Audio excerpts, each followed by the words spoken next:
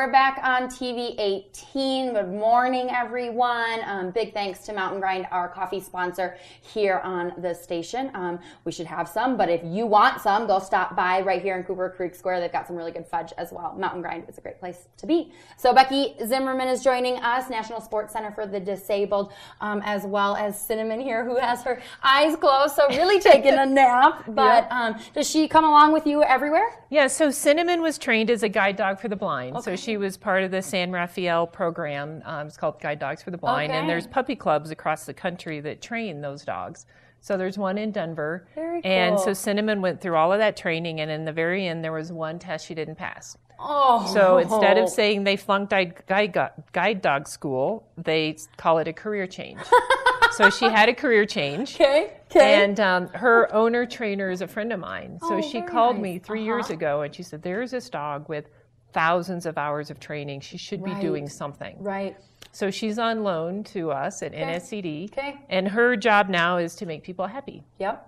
So she goes to our program. She has an amazing calming effect with our folks that children with autism, or just almost anybody. It brings a smile to anybody's face. And she's very popular. So she's on Twitter. She's been on television a whole bunch of times. How can we find Cinnamon on Twitter? At Cinnamon NSCD. Easy. Okay. Easy. At Cinnamon NSCD. See what she has to say. She's been to Bronco games on the field. So she has her security credentials for Sports Authority Field.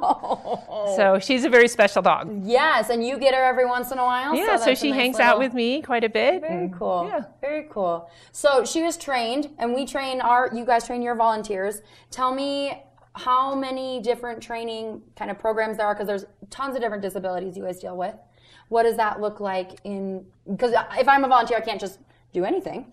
No, but you really, common sense gets you a long way as a volunteer. So it's really about teaching you how to adapt. Okay. So maybe you can look at a student and get some recommendation on equipment that you can attach to their skis, or ways you can adjust their boots to help them ski better, or snowboard.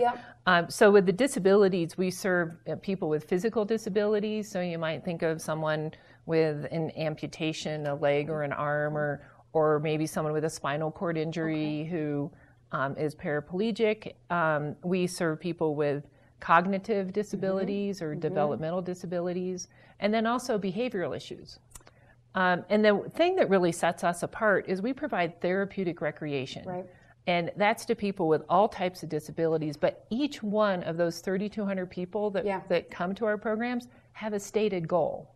Okay. And that goal comes from themselves, or their parent, or their caregiver, or their OT, or their PT. And so because we serve so many different disabilities, those goals vary dramatically. So you might have a man who had a stroke. Okay. His goal, use his left side more. So I tells our instructors, we're going to make sure he's doing equal turns or kayaking on both sides. We might have Susie, who's 10, who has behavioral issues. And her parents have said, at the end of 5 weeks, we would like for Susie to have a friend. Right. So that instructs us on how to instruct her on her social skills. Right.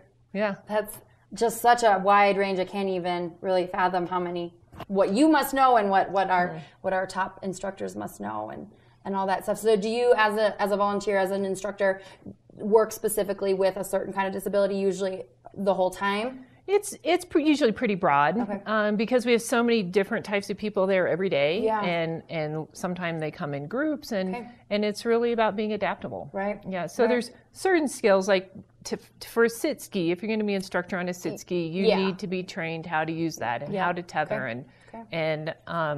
and there's certain conditions, but for the most part, the broad training will really help you out. Yeah. One of the cool things that I see on the hill a lot is blind skiers. Yeah.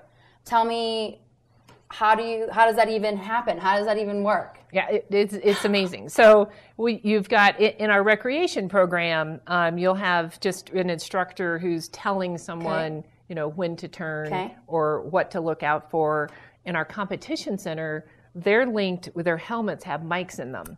And in this case, the guide goes first. Okay. And he's saying or telling when to turn. And so they'll run a slalom course with someone who is visually impaired or entirely blind. Entirely blind? Yeah, it's amazing. Wow. Do they, when it's in your headphone, is it when when I'm turning and speaking to it, or is it when the person's turning, when the blind person is turning? Well, it'd be when the guide is turning, because they know where they are. And then that second person then just knows, can understand would then follow that, yeah. Have you ever instructed a blind skier? I have not. I have not. You'll have to talk to Eric about that. That would be, okay, yeah. I will. Yeah, Eric's going to join us here a little bit and talk about racing and what that looks like. So tell me what else. What's one of your favorite things about NSCD? Well, I think it's the inspiration. So you see these people, they have these situations, and yet when they get on the hill with us, it's the only part in their life where gravity is their friend.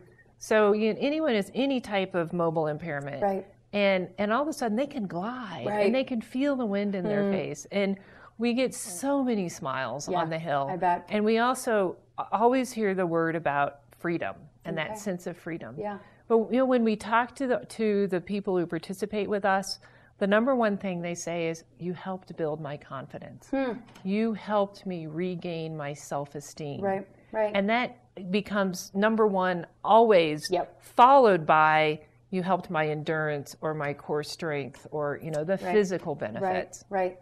Yeah, because I can't, getting over something, an injury, or if it's something you were born with, being able to have a different experience and on the hill just feels, freedom. That's a great word for it. Yeah. So cool. We're going to take another quick break. You can check out more about National Sports Center for the Disabled with their website, nscd.org. Again, Becky and Zimmermann are joining us. So stay tuned. A lot more to come from them.